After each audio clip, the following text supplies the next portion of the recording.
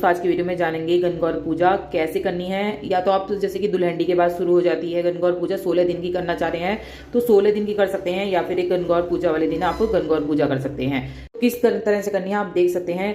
अगर आपके पास मिट्टी के हैं ईसर और गौर तो आप वो रख सकते हैं, या फिर आप इस तरह से शिव पार्वती का रूप होते हैं, ईसर जो होते हैं शिव का रूप होते हैं और गौर जो होती है हमारी माता पार्वती का रूप होती हैं। तो आपके पास प्रतिमा है भोलेनाथ और गौरा मैया की, शिव परिवार की पूरी, तो आप उनकी पूजा करें। नहीं तो आप मिट्टी के भी बना सकते हैं, मिट्टी की पिंडी रूप आप बना सकते हैं, या फिर बने बनाए बाजार में अच्छे से सुंदर से मिलते हैं, आप वो भी ले सकते हैं। तो यहाँ सबसे पहले अपने ईसर गौर जो बनाए हैं उन्हें विराजमान कर लेना है। नहीं है तो ऐसे ही मूर्ति जो होती है शिव पार्वती की उन्हें विराजमान कर लीजिए दुर्वा के ऊपर, ऐसे जो दुर्वा होती है इसके ऊपर। अब फिर इन्हें दातुन देना है, 16 तार ये जो है उसके दातुन देना। पहले गणेश जी का दातुन देना है, फिर शिव जी को दातुन देना है, ऐसे फिर माता गौरा को दातुन कराना है। तो 16 तार के ये आपको दातुन भगवान जी के आगे रखने हैं। तो यहाँ मैंने पीछे जो है गणेश जी को मानकर यहाँ वो कर दिए जहाँ पर 16 हमारी टिकी दी जाएंगी। तो 16 टिकली देनी है आपको, तो 16 ही दी जाती हैं। पहले रोली की देनी है इस तरह से 16 टिकली।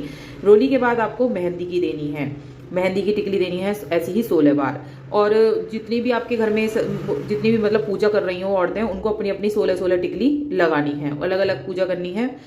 इस तरह से मतलब एक जगह बैठ के कर सकते हैं, लेकिन इसी कैलेंडर पे 16 टिकली उनकी भी लगाई जाएंगी जो आपके साथ पूजा कर रही हैं। 16 टिकली आपकी लगाई जाएंगी।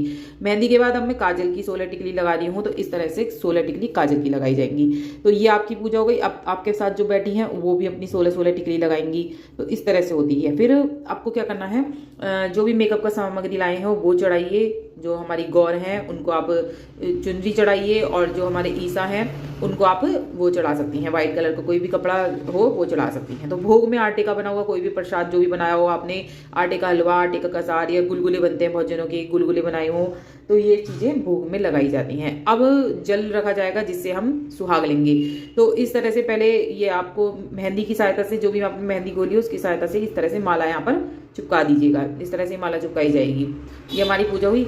अब हमें सुहाग लेना है, सुहाग देना है, सुहाग लेना है। तो उसके लिए क्या करेंगे, एक कौड़ी ले लेंगे, एक हल्दी की गांठ, एक सिक्का, एक सुपारी, और ये चीज़ें लेके इसमें डाल देंगे। एक चांदी का छल्ला, 5 चीज़ हो गई, चांदी का छल्ला और सुपारी, हल्दी की गांठ, सिक्का, ये सब चीज़ें लेके जैसे मैंने बताया उसमें डाल देंगे जल में। अब 16 तारीख की फूल वगैरह चढ़ा देंगे, जो भी आपके पास फूल है, फल चढ़ाना चाहे फल भी चढ़ा दीजिएगा।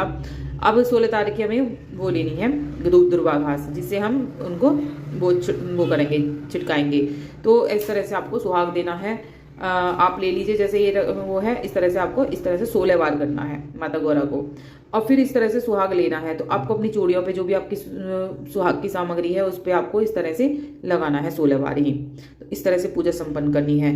जो भी ये सामग्री आपने डाली है उसे अलग निकाल कर रख देनी है। जितनी भी आपने सामग्री, 5 चीज़ें बताई थी मैंने, चांदी का छल्ला और सिक्का, हल्दी की गांठ और कौड़ी और सुपारी, ये सब चीज़ें 5 चीज़ें हमने निकाल कर रख ली। अब इसको पानी को इस तरह से फेरेंगे जैसे मैंने ये दिखाया था। इसको सिराना है आपको पानी को बाद में।